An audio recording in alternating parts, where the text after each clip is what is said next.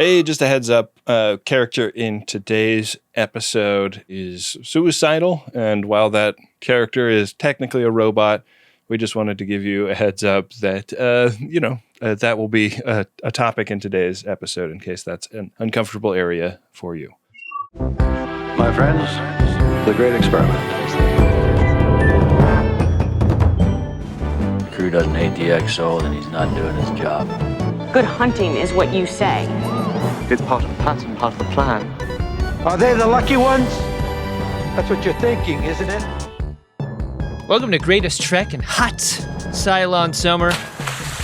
It's the in-between new Star Trek show that we do on our Greatest Trek feed about Battlestar Galactica. I'm Adam Pranica. I'm Ben Harrison. We're bringing it to a close today. Ben, it's the end of summer, the saddest time of anyone on summer break. Yeah, it's crushing, really. I think we should get on into it because we got a lot to do today. We got to cover the season finale of Battlestar Galactica Season 1. We also have to get our thoughts about the season in general and also announce what we're going to do for the next 6 weeks up until new Star Trek comes back. It's a whole lot, and I'm eager. I'm eager to talk about this episode. All right, let's get ourselves off the cliff and onto a discussion about Battlestar Galactica Season 1, Episode 13, Kobol's Last Gleaming, Part 2. She's crossed the line before, but this is so far beyond the pale. Please tell me this was not all for nothing. Raptor 1, crash site on Kobol. I was surprised that the subtitle just called it Kobol. I guess we've agreed to call it Kobol now. No more pretense that there's any mystery here. Absent anything else to call it, I guess. Yeah. One thing it made me realize when they found these ruins that I forgot to bring up last week is we don't really know if these interplanetary humans have encountered any non-human sentient life. It's never come up as far as I can remember. It's such a great point. Their reaction to this suggests that it happens all the time. They find ruins in a lot of places, and it was so common that they never even suggested that it could be anything strange to them. Yeah, aliens built this is not on the menu of potential things that they discussed last episode. And so this is Kobol Actual, and the Raptor is in really bad shape. It's on fire inside and out, and there is a heroic effort to get everybody off of the Raptor before it blows big. And I was honestly shocked that Dr. Baltar wasn't George Costanzaing his way out of here. I was trying to lead the way. It would seem in keeping with everything we know about him up until now. And as far as sets go, very few have felt as dangerous as this one to be on. Absolutely stuffed with people, both alive and dead. It's on fire, a little bit explodey. It's very bloody in there too. Yeah, it's a real mess. And Baltar, rather than shoving people out of the way to save himself, no matter who it costs what, is kind of in a daze, which is, a state that often precedes him having an imaginary sex interlude with number 6, and she sort of fuck rescues him. Yeah, this isn't the same kind of hot he's used to experiencing with his fantasies. Yeah, hot under the collar and also atop the collar and everywhere else. There seems to be that area of the ship where Gaius is behind a wall of flames, and on the other side is a very angelic-looking number 6.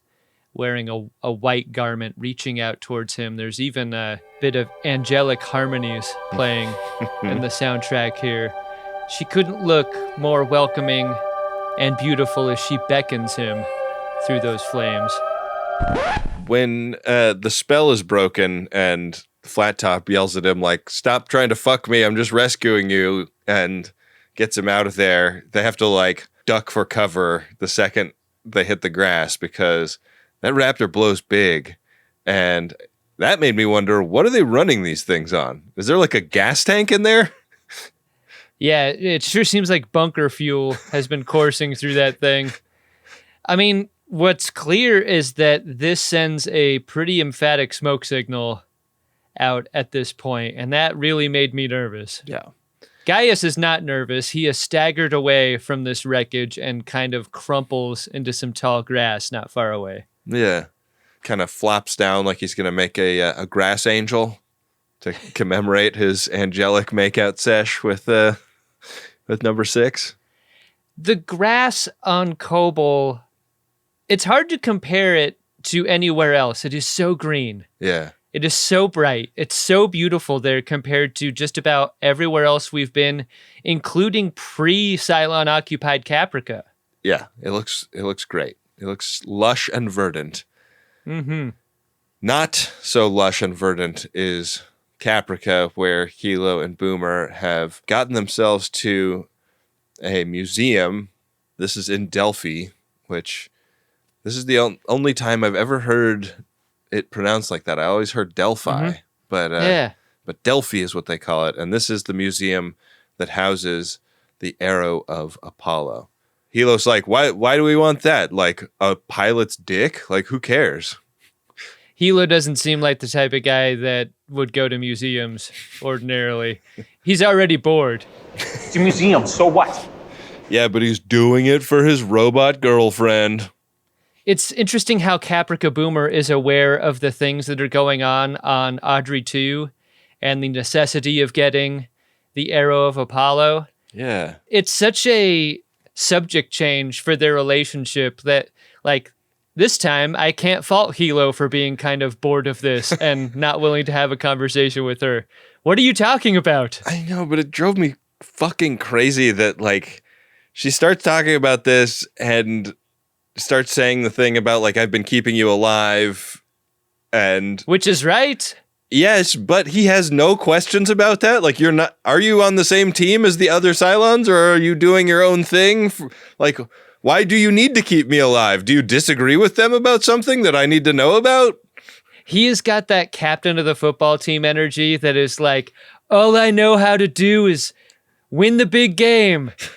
I can't think deeply about anything. I am so incurious. The deepest I get is balls deep.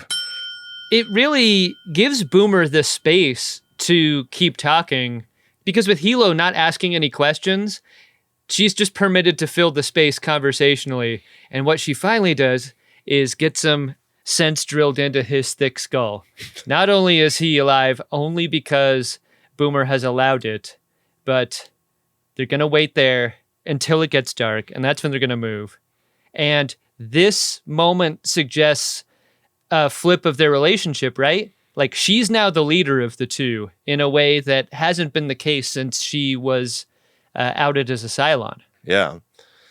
Back on the Audrey 2, we have Ty and Adama sort of reacting to the thing that happened right at the end of the last episode, which is Starbuck has jumped away, and they're fucking pissed. And this is when they get a call from the president. It takes the form of Adama going like, I have some pretty bad news, W/R/T, what Starbuck just did. He explains that the raider did not jump to Kobol, but rather Caprica. And the president's like, yeah, that's actually good. And they get in this argument where he's like, well, like, we had an agreement about the chain of command and that you wouldn't mess with that. And she's like, yeah, but, like, I'm making saving our entire civilization scale decisions. I'm not worried about the, like, handful of people that are potentially marooned on Kobol. I'm worried about the 49,000 some odd people that we're trying to save overall. And I'm playing 3D chess on that count. I love the moment where Adama tells Ty to, like, go ahead and hold up a telephone to your ear. I want you to hear this shit. Yeah. Like, sort of expecting some shenanigans. And the revelation that President Roslin has held up a telephone to her entire press corps basically during. It's so fucked up. Like, when you take a phone call in the car, you tell the person on the other end of the line who else is in the car with you. Yeah. And they both fail to do that in a big way. So it's like, it's hard to be mad at either one of them about it because they're both being, I mean, I guess you can just be mad at both. I think there's a matter of degree here that makes what Rosalind has done the bigger bag over the head punch in the face. It doesn't make her look good as a president, you know? No. I mean, in Adama's eyes, he sees this as a resignation-worthy offense. Not that she's put a bunch of press on the phone. It's that she was the one that coerced Starbuck into going rogue. And when she refuses to resign, he's like, all right, I terminate your pregnancy. I mean, presidency.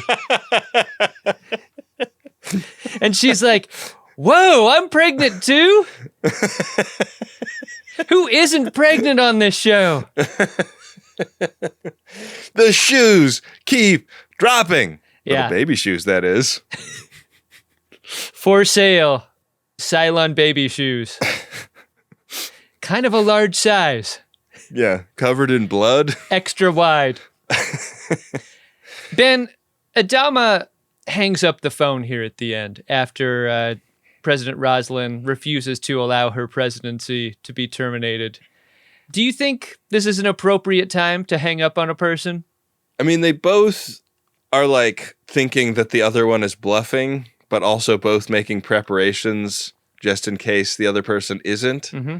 And so I feel like he just needed the headspace. He's like, you know, tells her I got to take a shit and gets off so that he can start getting his crack squad of ship invaders together. Yeah, things begin to move pretty fast from the hang up forward. Like as soon as the telephone hits the receiver, Adama makes moves towards doing a few things. He wants to isolate Colonial 1, jam all the communications from it, and then he orders Ty and Apollo to prepare a strike force to take Colonial 1 by force.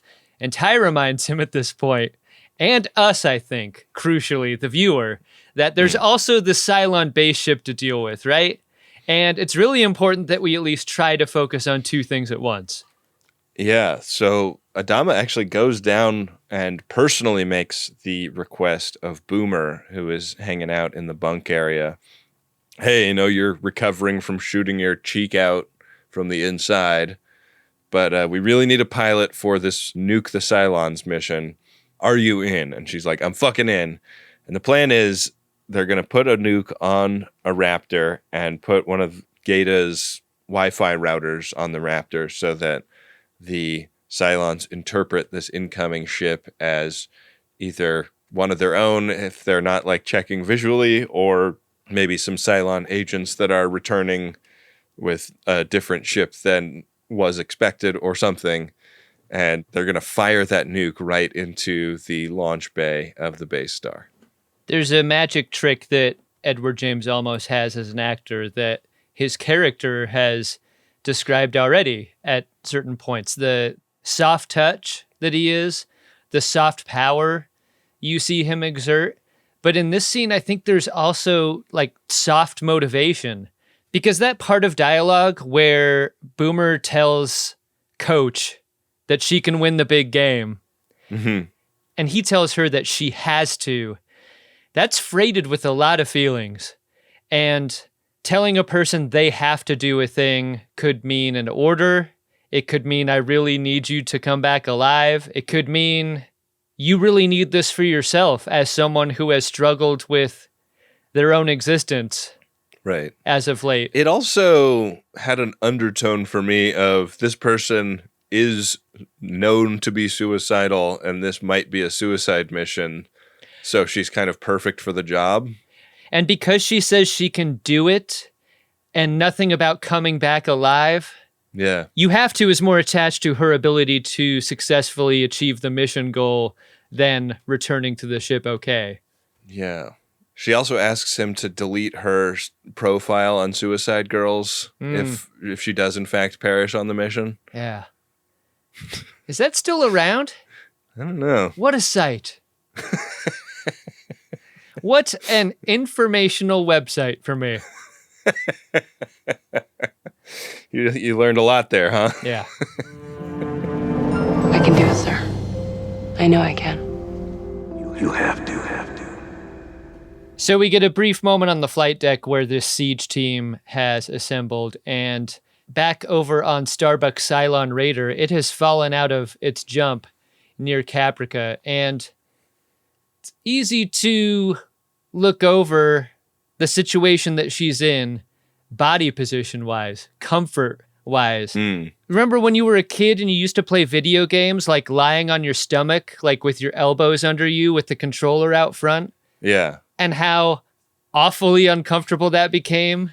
I don't know. As soon as you became a teenager or whatever, like it's impossible to spend any time in that position anymore, I think. I think this is how we know for sure that Starbuck is one of the few female characters that is not turning up pregnant in this episode. Yeah. God, it is so terrifying for her to fly past just so many base stars and raiders. And she does that basically unchecked and heads toward the atmosphere, where, coincidentally, down below, Cylon, Boomer, and Hilo are there talking about their relationship, a fact that Starbuck doesn't know anything about. So we get a little bit out of Boomer here about why do a sex with an unwitting human, and it has something to do with the Cylon theology. She's trying to bring them closer to God. That's blasphemous to Hilo. Yeah, because he's like, you didn't put an S on the end of that. Don't mock the gods. Okay, it's a human belief. I'm human. There are gods. He's very dismissive of her feelings, understandably. And she is like, no, my feelings are real, not understandably. Like she defends that she has the feelings without any more context. And it's like, I just want her to like say one thing that would flesh this out at all. In an episode that depicts the detonation of a nuclear device, Cylon Boomer might drop the bigger bomb here. She does. Because this is the moment where she needs to really grab Hilo by the lapels and give him a good shaking to get him to listen. And I'm pregnant is a great way to do it. I'd still be like, but why? Why do you want to be like, did you plan it this way? I needed more time in this scene for the aftermath because I wanted Hilo to like wordlessly pace and come to grips with this before finally going, I just dumped in a toaster. What is that supposed to make?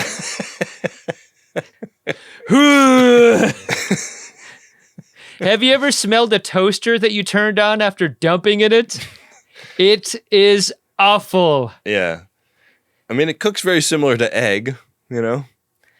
Yeah, you just want to throw that toaster away after this. Too sulfuric. It's not going to be good. The pace continues as we near Colonial 1 from the exterior. Several Raptors have approached, and Father Adama watches from the CIC with the rest of the crew. Just then, Boomer and Racetrack's Raptor is ready for their trip to Kobol at the same time. They're like going in opposite directions, right? Yeah. One Raptor's facing this way, the other Raptor's facing the other way. Commander Adama's like, I don't know what's happening. One is going east and the other one is going west, so what? And this guy's saying, what do you want from me? I want to see that meme. On Colonial 1, they're having this very tense conversation that like sort of seems like it should be her and like her cabinet or her and her, you know, her situation room team. But I think it's actually just Assistant Cousin Greg and the press. Yeah. Having this conversation with the president. I love the sequence of Rosalind going, y'all should join everyone in the cargo hold. And Assistant Cousin Greg being like, but you still have phones that need answering. And he like jumps at the phones. He's not going to abandon his president No. in this time of great need. Mm-hmm. And I guess neither is the press. Because they got nowhere else to go except the cargo hold. Yeah. They're in just as much danger there, right? Yeah. So Starbuck lands on Caprica, parked right out front of the museum. Parking is an absolute dream in Caprica City right now. Yeah, I never get museum parking this close. Oh, it's amazing. Hey, guess what I get at museum parking in LA? Lot full. Fucking sucks. Yeah, we're gonna park 17 blocks away and hoof it, but Star be much luckier. So she walks right in. We cut over to the base star in orbit of Cobol, and a very similar level of tension as Boomer flies her Raptor toward it, and it seems like that transponder thingy is actually working. The beeping does a lot of the work every time it's depicted, right? The beeping suggests that it's being challenged. Is that your understanding? Like, it doesn't just beep all the time. It beeps as if something is coming in to check it. Yeah. It's like when you drive through the fast track on the Bay Bridge and like something beeps and you're like, I don't know what that was, but Seems good. yeah. Is there a battery in this thing? What you got to do after the crash of a Raptor is sort of take stock. What is the gear that you have? Who are the people that are still alive? In what condition are they alive? How much burger meat is spread over the people that are barely alive? It seems right away that there is going to be a jockeying for leadership between T-Roll and Crashdown, because Crashdown has sort of assumed the mantle of leadership. He's got the conch in this place. He believes it gives him a lot of power. That's the rule. When he starts talking about the ideas he has for next steps, T-Roll does not hold back about how insane those ideas seem, given that there are Cylons all around in orbit, right? Right, because T-Roll is a chief, which I guess means he is not an officer. In the O'Brien parlance. Right. Okay, yeah, Chief, that's Fucking spectacular. carry on, Chief. Samuel Witwer plays Crashdown, and I feel like the direction to him at the end of this scene is do what Paul Rudd does in that scene in Wet Hot American Summer when they tell him to clean up the mess he makes in the cafeteria. Like, he hears T-Roll and he's like, he's right. And he starts like picking up debris that's usable for the team, flopping around. Yeah. Trying to use that radio, can't use it. Yeah. On Boomer's Raptor up in orbit, it's time to shoot the nuke, but unfortunately the bomb release is jammed. I feel like they sent so many Raptors over to Colonial 1. They could have just checked if the bomb release on one of those was working before they sent this one last one to do something that required the bomb release. Do you have the sense of how many Raptors remain?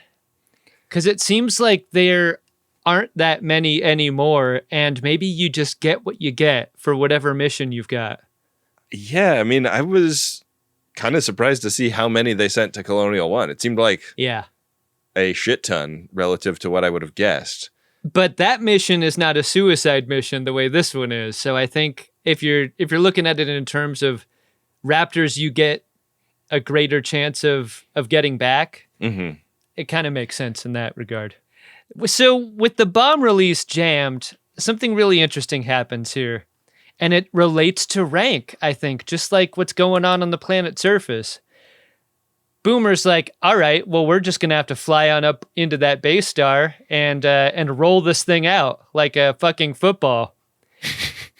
And Racetrack in the back is so terrified from her proximity to the base star even. I don't feel like there's any pushback at all at here or at any other point because of how terrified she is at her circumstances. Like, Boomer doesn't ask permission, and there's something about, like, the terror vacuum that happens at, like, the craziest situations where if a person is just freaked out, all it takes is one person making decisions for other people to fall in line. And that's what's happening here with Boomer and Racetrack. She's like, all right, we're landing on there. I'm not asking permission. I'm not asking you to join me. You are joining me. And she just steers it on in. Yeah. Like, to the soundtrack of Racetrack's super fearful breathing. Like, I think they do a great job of that too. You just hear her freaking out in that way. Yeah. I thought it was cool that she was breathing rhythmically to that song from Days of Thunder. It maps perfectly. We can dock inside the ship. Excuse me? I think he's bluffing. She's bluffing. Well, let's hope so. This is my choice. This is my choice. You do not have to come with me. On the surface, Gaius wakes from his dirt nap in the tall grass. You usually don't do that. He's a real snake in the grass, isn't he? Yeah. Hey, there's number 6 again. She has not changed costume. She's still looking quite angelic. And she asks him to save her. Can you save her right now? Because this was all quid pro save, Gaius Baltar. I saved you from that wreckage.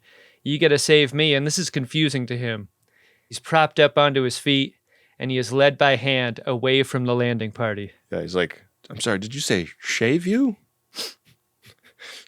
I'd be happy to.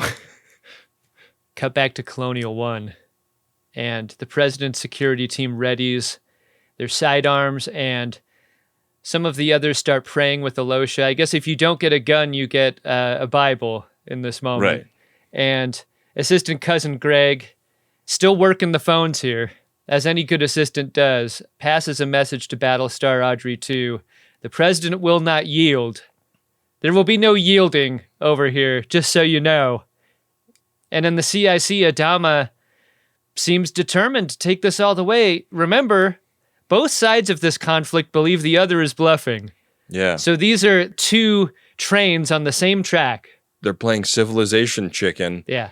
And Duwala and Assistant Cousin Greg are caught right in the middle of it. Like, this should be a cute phone call between a new couple, and instead it's like mom and dad are fighting, and they are the go-betweens.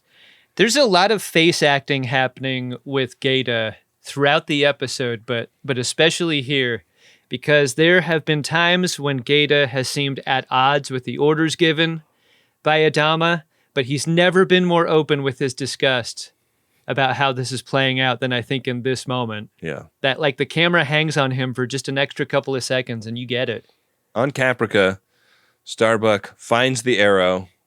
It's in a big glass case, as your typical extremely valuable museum relic should be. Inside a giant hand sculpture. She just fucking shoots the case, shatters the glass. It's like, you're not going to just see if there's like a door on that? Like, how delicate is this thing? I thought they said it was like thousands of years old. If she's in a hurry, I think shooting the glass is absolutely the right choice.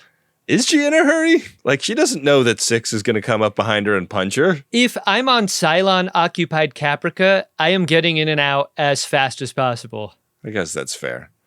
Yeah, so she gets her ass punched. She goes flying. And we cut back to Boomer and Racetrack inside the base star, all up in them guts. And what meaty guts they are. It's very red and goopy in here.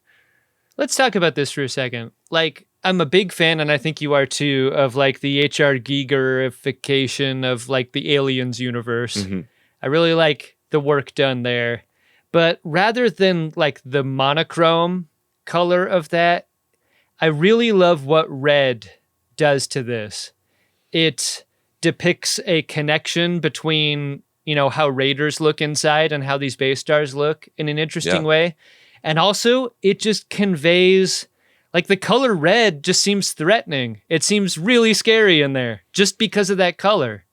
It made me think a little bit about Tin Man. Mm-hmm. Tin Man. And why they chose the kind of browns and amber hues of the inside of that ship. Because if it looked red and gutsy, it would have been like hard to separate from this being horrific. Tin Man was a large intestine. And this is like a circulatory system in the space star. So when it makes that chair, is that like a polyp? Yeah, you got to snip that thing off.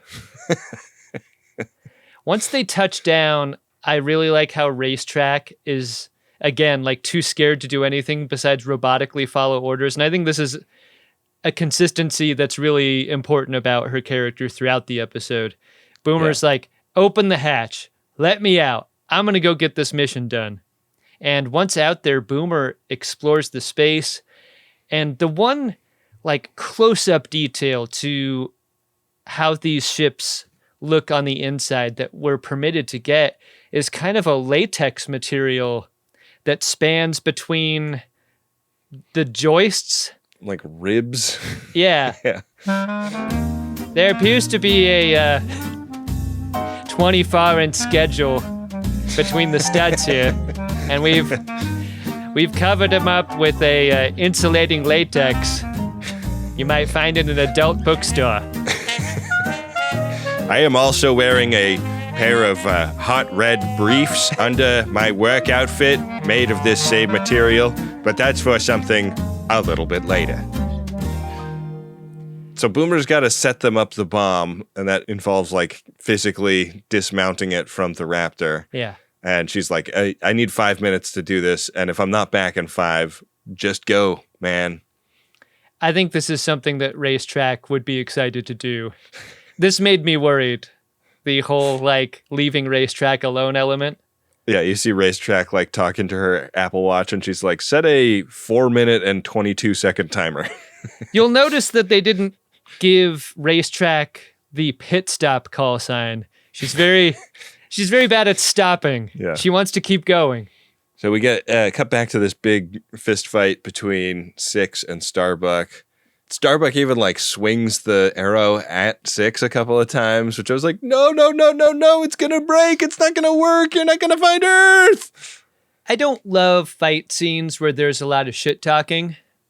And this is definitely one of those because number 6 is really playing with her food here when she's beating the shit out of Starbuck. And it made me wonder how much of this is motivated by jealousy for the idea that Starbuck has slept with Gaius Baltar. And would that then suggest some sort of connection between fantasy number 6 and corporeal number 6? Right. Yeah. None of that would ever be addressed in a show like this because this show is not interested in answering questions. A lot of runway, Ben. This is just season 1. Yeah, I know, but like nothing has been answered. None of the things I'm even remotely curious about have been addressed yet. We'll see. Maybe we've got half an episode left. The soldiers and Ty and little Adama make it to the part of Colonial 1 that the president is in, and this turns into a great big guns drawn standoff. And back inside the base star, Boomer gets her nuke dismounted and then hears someone calling for her and just kind of wanders off into the ship. And Racetrack is very unnerved by this choice. The fuck are you doing? Where are you going? Son of a bitch! Racetrack is effectively the getaway driver, the wheelman in the heist movie parlance. How long do you give it if you're Racetrack? I thought about Racetrack a lot this episode. Yeah. I liked that just like the angle that the Raptor is at, you know that she can't really see where Boomer is going or what's going on. The idea of nude boomers could only titillate Chief T-Roll. This is something that is horrifying to think about for you and me. And also Boomer Actual in this scene when a bunch of nude boomers round the corner and kind of collectively chant her name. I was kind of surprised by this. Like, wasn't this on the Sci-Fi Channel? Sure was. Yeah. I mean, it's not like close-up of boobs, but you can totally see some boob in this scene. I think soft focus does a lot of help here. I guess so. Yeah, soft focus and like backlighting. Yeah. So we're cutting around a lot now. Six is just wiping the floor with Starbuck when Hilo comes into the museum and from a distance sees Starbuck like do a tackle on number 6 and take her through a huge hole in the floor down a couple of stories into the ground. It's basically the only thing physically she could ever do to defeat number 6. Like, she can't be shot. She's too fast. Right. We saw that. She can't be punched. That's not working. The only thing that works here is like a good solid form tackle through a hole in the floor. You let the floor do the work at this point, right? When Jason Bourne did this, he shot like 3 guys on his way down. Yeah. I don't know what's holding Starbuck back, you know? What a moment for Hilo and Boomer to walk in. Starbuck? To say that Hilo is surprised, I would say he's surprised to the extent that anything could surprise him at this point. Because he has just heard that he is the father of a baby consummated between him and Boomer. And now he's seeing Starbuck on Caprica? What? And he's seeing another number 6 in his life?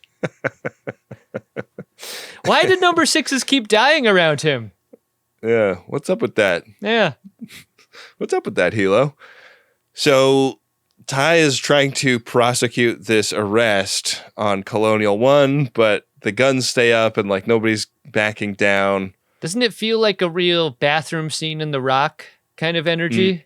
Yeah, except for nobody has the high ground. No. And they're trying to take the moral high ground, which is sort of seemingly what inspires little Adama to turn left and point his gun at Ty instead of the president. Always have to ask this question, Ben. Is Ty drunk in this scene? And if you were, does it make the moment a little easier to process? Like a little less terrifying, I guess, if you're Ty? I'm going to go ahead and say, yeah, he's 3 sheets and he's doing his job. He's very high functioning drunk, but yeah, he doesn't care that much. No. But he doesn't like when little Adama points a gun at him or when he gets all high and mighty about we can't sacrifice her. Like, obviously she's making a terrible choice, but we can't sacrifice our democracy because one president makes one bad choice.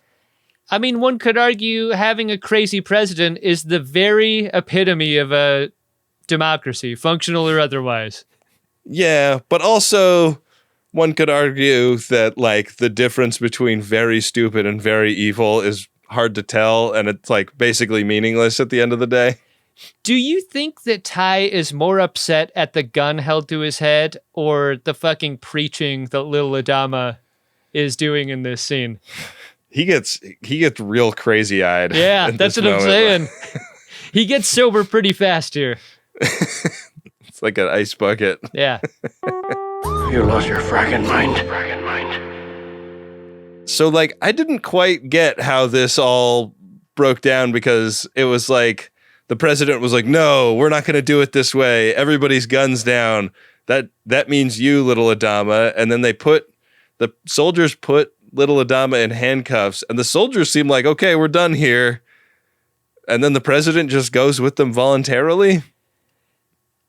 Yeah. Yeah, she does. Why? Because there was a tacit agreement here that there would be no blood spilled. I know, but she could have just not gone then. Well, no, I mean, to resist would mean spilling blood. But they were leaving.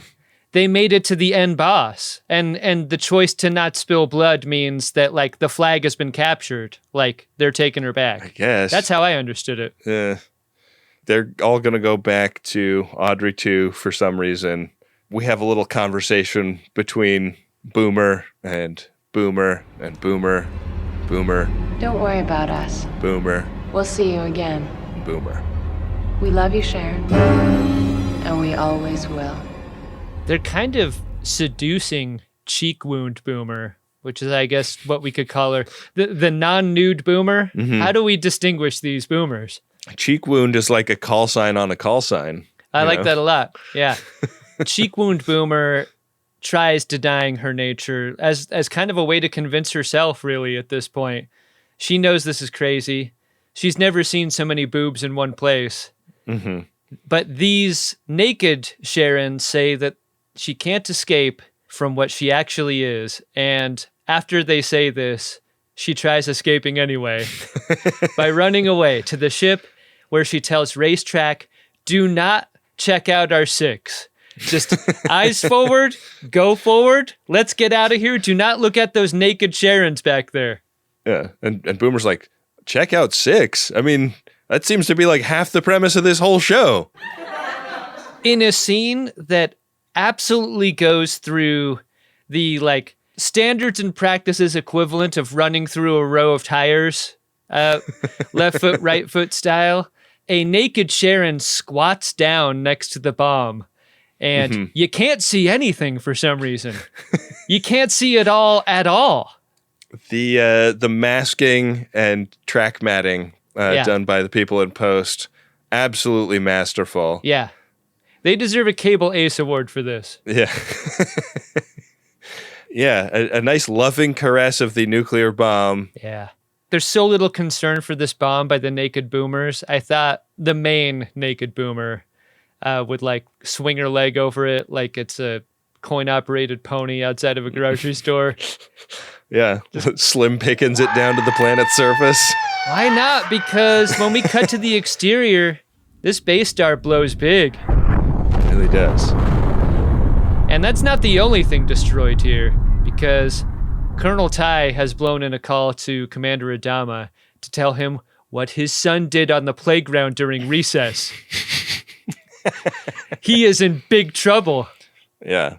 I'm sending him home with a note about it. Yeah. If he doesn't show up with it, that's his ass. So, yeah, Rosalind is going straight to the brig. Big Adama wants little Adama brought to CIC. The tone of this is really interesting, right? Because there's I would say, your confusion over why Rosalind is brought back to the ship, the bad feelings about having a very bad boy come home after a day at school where they've acted up. And then there's also the mission accomplishedness vibe of a boomer and racetrack being picked up on the Dravis radar. Put it on speaker so everyone gets the news. It seemed like part of the reaction to this should have been like, we didn't even need the fucking Cylon Raider that all of this set tripping went off about in the first place.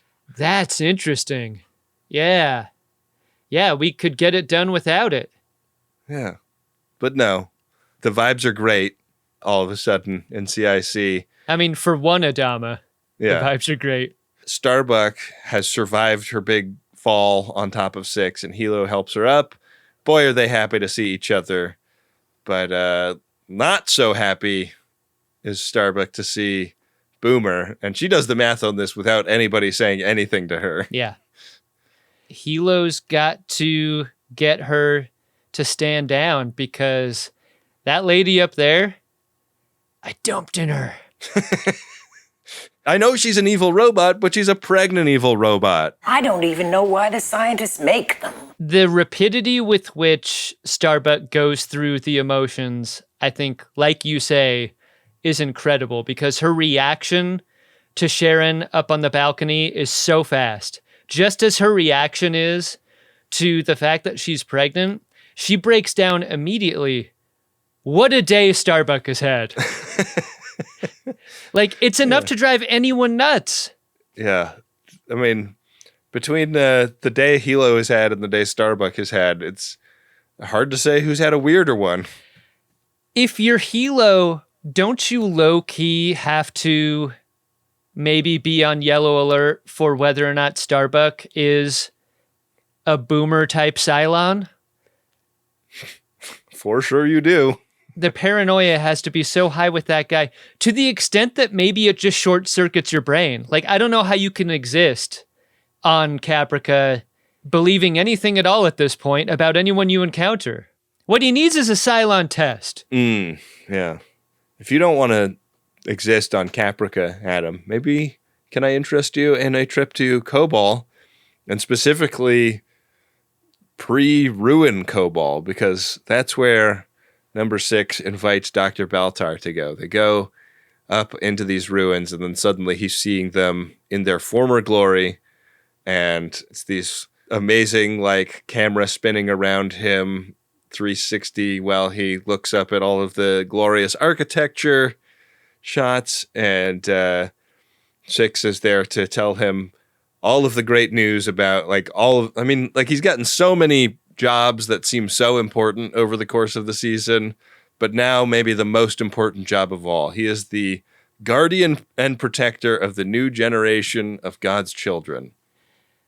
I feel like there's a moment here where Gaius could have turned to Number 6 and gone, don't you think this is why I went and fucked Starbuck? You know, you and I had a real fun, fuck in the workplace kind of relationship where things were hot and steamy. Meet up in the photocopy room and sit on the glass. Now you want to saddle me with parenthood and a bunch of deep conversations about religion and shit. Where's the fire gone? We don't even have sex in my mind anymore. This is how cults work, you know? They lure you in with the sex, and then it gets more and more boring. The face of things to come is what the baby in the crib is described as a union between humans and Cylon. And we don't get to see the face of this baby. They look inside and we get kind of a glow from Pulp Fiction effect. Yeah. We happy? Yeah, we happy. Decidedly not glowing is President Roslin being led into the brig by Commander Adama. A president and commander union does not go well, Enterprise. No, sure doesn't. And they don't really exchange many words here. It's not like, you know, sanctimonious recrimination or anything like that. It's just like, all right, well, back to CIC I go. And is this guy a Spaltar's cell? Oh. Familiar, you think? God, it's got to stink. Yeah. It's got to stink like sex in there from Gaius Baltar's imaginary blowjobs. Smell like that fucking Nike shoebox from Reddit. Yeah. I love how Apollo is just made to stand in the CIC in restraints. And when Big Adama walks past, he just kind of walks right past Apollo toward Boomer. Boomer who's there to get her flowers for a successful mission. And a Boomer who has no idea how much the geopolitical situation has changed in her absence. Yeah, there's a little bit more on her mind, given the dozens of nude boomers she just saw. Yeah. Like, a lot's changed for her, but, like, when Gaeta's like, yeah, like, it's been pretty exciting over here. In terms of days and who had a day the most, Racetrack here, again, standing right next to Boomer, ready to get a handshake and congratulations, is the closest person to watching Boomer shoot Adama in the belly. Yeah. And when Adama does that thing where he flies up onto the lighted table and paints it red, he gets shot again. Racetrack. What a day. Racetrack, you got to go for that gun. When somebody's standing right next to you, Yeah. like, it's the closer arm of the two. Yeah. When Boomer starts shooting, Racetrack, grab that gun. Yeah, that's not happening. Put the webbing between your thumb and forefinger in between the hammer and the firing pin. Where people are grabbing are the gaping wounds in Commander Adama's chest. Both Apollo and Colonel Ty are trying to apply pressure, the kind of pressure you apply in situations like this. There's a bunch of screaming, there's a bunch of slow motion, and Boomer watching it all with an expression I can't describe. Like, is she in a daze? Is this a mission accomplished expression? What is this from her? Is she guilty? What a moment. Wild moment. Back on Kobol, we get a shot of those ruins one more time, and now Gaius Baltar is not there. So did he, like, go to the past or something?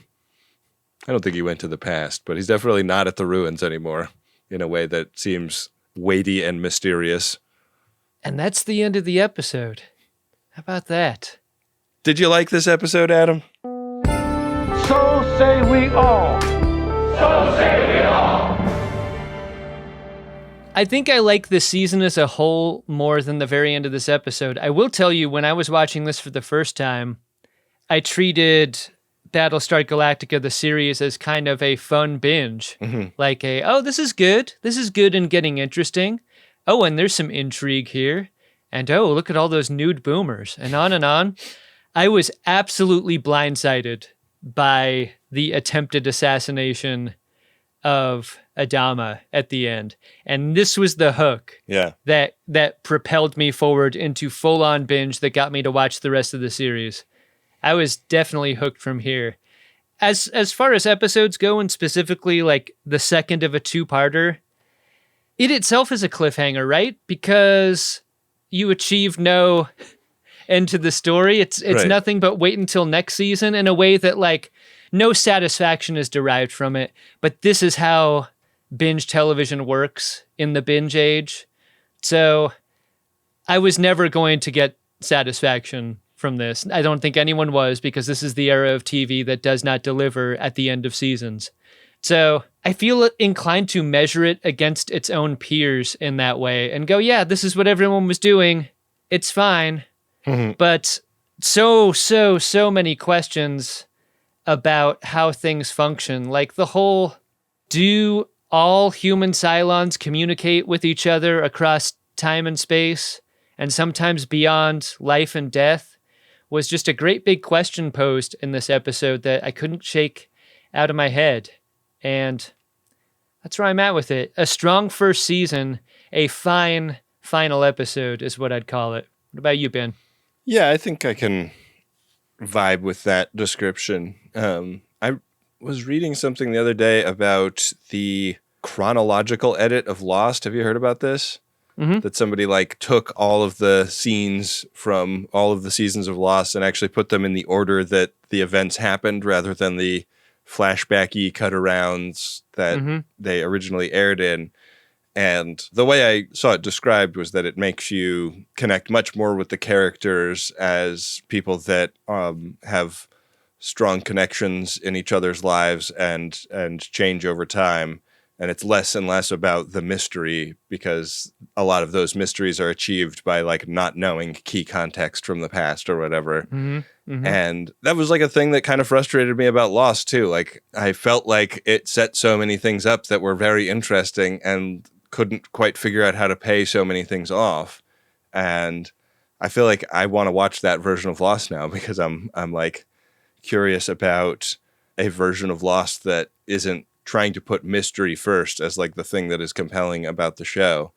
And that was like definitely what was irritating me about this one. Was I felt like so much could have been discussed that wasn't, like so many questions could have been asked. Like so many people had opportunities to ask interesting questions and get interesting answers.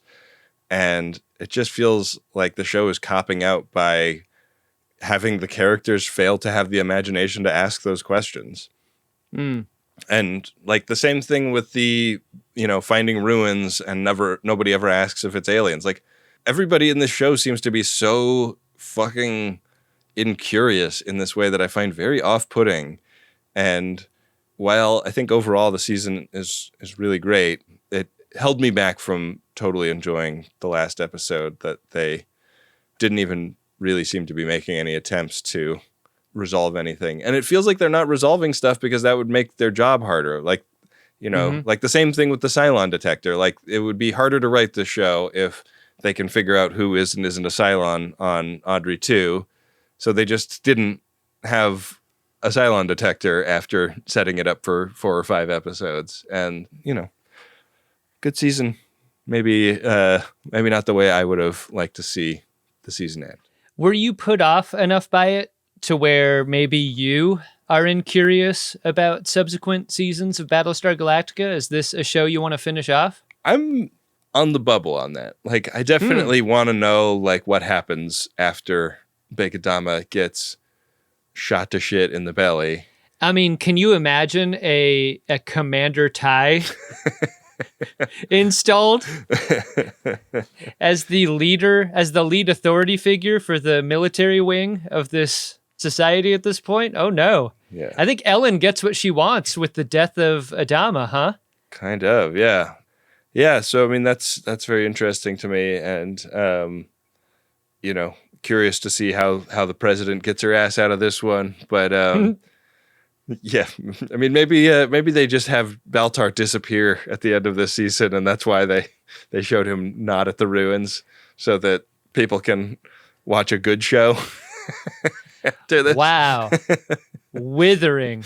So if Baltar isn't in season 2, you would say that your chances of watching it are increased? Absolutely. I think it's a better show without Baltar. Oh, straight fire from Benjamin R. Harrison. Want to see if there's any straight fire in our Priority 1 inbox? Oh, there frequently is, Ben. Priority 1 message from Starfleet coming in on secured channel. Ben, we got a Priority 1 message here from Kathleen. It's to Ben and Adam and all friends of DeSoto everywhere. Here's that message. Ben and Adam, this year you kept me laughing through the wild ride of birthing our third kid. Plus a cancer diagnosis. Dang. The chemo chair did not stand a chance against your good pod, and getting BSG as well has been the best surprise. And to all FODs, consider this your reminder to schedule your doctor visits and screening tests. It could save your life. Hell yeah, Kathleen. I'm glad it sounds like you're on the other side of that thing. Yeah, I hope so. The kids will be with you for a long time, but... As long as Kathleen wants them to be. I'm going to get a colonoscopy in a couple of weeks here, so good reminder by Kathleen to get stuff stuck up your butt, etc. Wow, I also have that on the docket. I wonder if we will be simultaneously getting that done. That would be really fun. It's only right. Yeah. I went to pick up the prescription, the drink that you have to drink, and the jug was like really dusty. Like the pharmacist handed it to me and she was like dusting dust off of it because it had presumably been sitting on a shelf for a long time. And I was like, I'm going to be drinking out of this thing. I don't want to be seeing you dust off of it. You shouldn't be doing dusty drugs. I know. My former pharmacy went out of business. I'm stuck with this new one until I can figure out a better thing. Look, I think we need to get back to Kathleen's message here, which is... Good point. Check your insulin level and check it often. Or whatever your version of that is toward getting out ahead of what could be a really bad time. Yeah. Be on top of your own health. That's the message. Well, God bless you, Kathleen. And if you would like to get a P1, head to MaximumFun.org/Jumbotron. Set one up today. Hey, Ben. What's that, Adam? In this first season of Battlestar Galactica, have you identified not just an Edward Larkin for the last episode of season 1, but also give me a first season long Edward Larkin? Edward Larkin! I'm going to give the episode Larkin to Hilo. I mean, his life had already gone to shit 51 days ago or whatever, but so much more and bad things happened to him at the end of this one that, yeah, man, hard not to treat that guy as the Larkin. And then, my overall Larkin's got to be Baltar. He is for sure a guy that would genetically engineer tribbles that take over the ship. In my notes, I have exactly the same thing down. Is that a daily quadruple? It is. It's very noisy as a sound effect. Can you imagine Hilo in middle school going to his first sex ed class and having no questions? Indifferent, yeah. I don't get it, and I don't want to know how it works. Right. Because when Boomer says she's pregnant, yeah, the most obvious question is how. It's not a big, long sentence. It's one syllable. Yeah, they fucked one time and she's just pregnant and she's a robot? Yeah. How's it work? How is the easiest thing to ask there? And he can't even do that. Just incredible. What a dipshit. He's going to make a terrible father. He really is. Well, I had a lot of fun doing Hot Silent Summer with you, Adam. It doesn't sound like it. Are you sure? I did. Okay. I don't have to like the show to have fun making a podcast about it. I like that sensibility. Yeah. I mean, and that's not even to say that I didn't like this show. There's a lot I like about it. I think it's very well made. I just, have some complaints about some of the narrative stuff. All right. And one particular character that I hate a lot. Okay. Why are you screaming? I'm fucking pissed. We got some weeks before Lower Deck starts, and we've talked a lot about this. We are conscious of the prodigy of Damocles that is hanging over this show, and have only heard great things about season 2, and we were really eager to get to it, but we don't want to just do 6 episodes and then cut it off because we got to Lower Decks, because that just doesn't feel right. This is something we actually talked to Aaron Walke about at Star Trek Las Vegas, and this isn't a bit. We were together. He gave us a little bit of shit about not covering Prodigy. And we were like, what do you want us to do? We couldn't just give it a couple of weeks and quit. And he's like, no, I totally understand. And we were like, well, we have another 6 weeks to fill. What are we going to do then? And he's like, well, you can't cover Prodigy in 6 weeks. You got to find something else to do so that Prodigy gets the attention it deserves. We agree with Aaron Waltke. So if you have a complaint, bring it up with the showrunner of Prodigy. Yeah. But Adam, you came up with a great pitch for these next 6 weeks before Lower Decks starts. And I'm really excited about this. Do you want to tell the people what we're going to be calling the next 6 weeks? There is no season of television that's 6 weeks. I mean, maybe 5 years from now, TV will go from 10-episode seasons to 6 until eventually it's 1, and every series is movie at that point. So here's what I thought. How about we have a mini film festival where you and I pick 6 movies of specific interest to us, and this could be in any kind of way. They could feature or star a Star Trek actor. It could be a science fiction film or not. It can be a favorite film that we want to share with the other host. I think any type of movie plays for these 6 weeks, and I think it is a great opportunity for us to watch and talk about movies again on a podcast, one of my very favorite things to do. I am really looking forward to it. So we're calling it Greatest Trek Film Fest. Look for that in your podcatcher next week and for the next 6 weeks before we start doing our coverage of Lower Decks. So next week, the first film in this series is going to be in honor of the release of, I guess it's direct sequel, because this is like in between it and the other sequel it already had. We're going to be doing Alien, partly because we're both pretty excited about Alien Romulus. For sure. I'm like half excited, half scared. I think Alien Romulus might be too scary for me.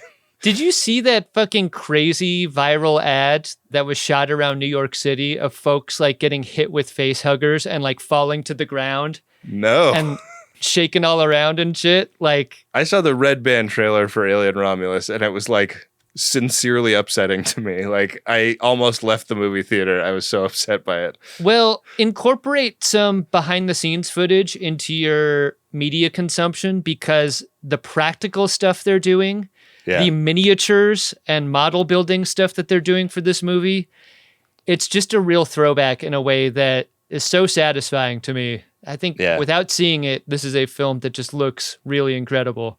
Super exciting. So, we'll be covering Alien here on the show next week. Adam, why don't we do our final segment of the episode?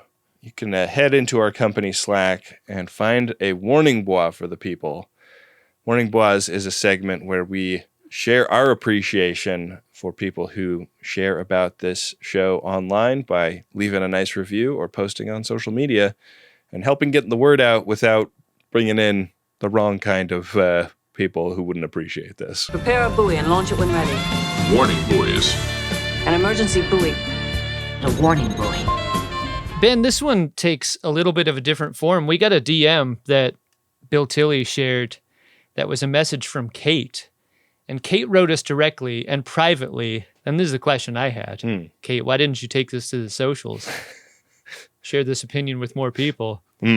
Kate says, I checked out both of Adam's guest appearances as posted from the newsletter.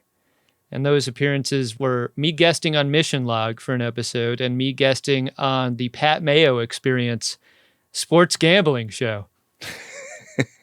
And Kate continues, and I continue to be so incredibly impressed by him and Ben and all of you over there. Adam spoke with such integrity, thoughtfulness, confidence, and humor in both cases, and it gave me another reason, not that I needed one, to love the show and everyone involved with it. All the best, Kate.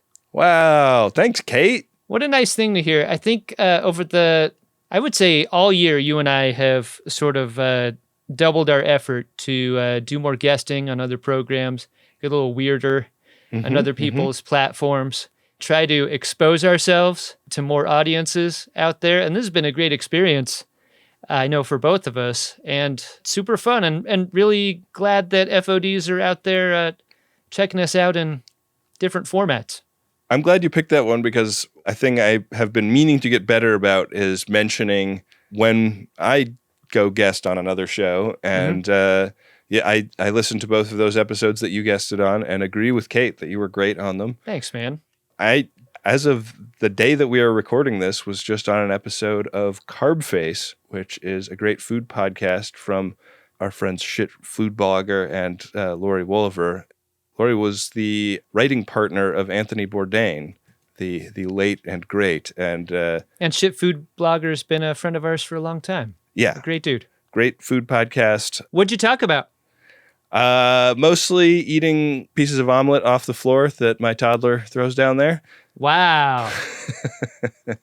Yeah, it's a very loosey-goosey, funny show, and one of my faves, and they're the best. And yeah, thank you, Kate, for shouting that out, and thanks to you for going on those shows and getting the word out about our show.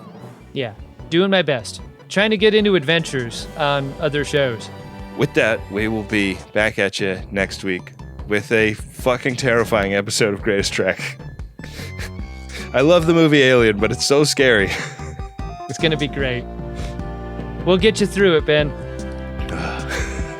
We'll find things to laugh about. Okay. I promise. I love it. Greatest Trek is an Uxbridge Shimoda podcast on the Maximum Fun Network. It's hosted by Ben Harrison and Adam Pranica, and it's produced and edited by Wynde Priddy. Next week kicks off Greatest Trek's Film Fest, and we will be watching the original Alien movie from 1979. Our sincere thanks to the Max Fun members who support this show financially. Members get access to all of the network's bonus content, plus the new bonus episodes Ben and Adam put out every single month. You can set up your membership in just a few minutes at MaximumFun.org/join, and we really appreciate it. Thank you to Nick Dittmore, who created the show art, and Adam Ragusia, who composed the theme music. Thank you to Rob Adler and Bill Tilley for all their work on the @GreatestTrek social media pages. Follow those accounts and use the hashtag GreatestTrek when you post about the show online. If you want to support for free, recommend us to a friend or leave a 5-star rating and review on your podcatcher. Also, make sure you're subscribed to the Greatest Trek YouTube channel. Thanks for listening. We'll see you next week on Greatest Trek.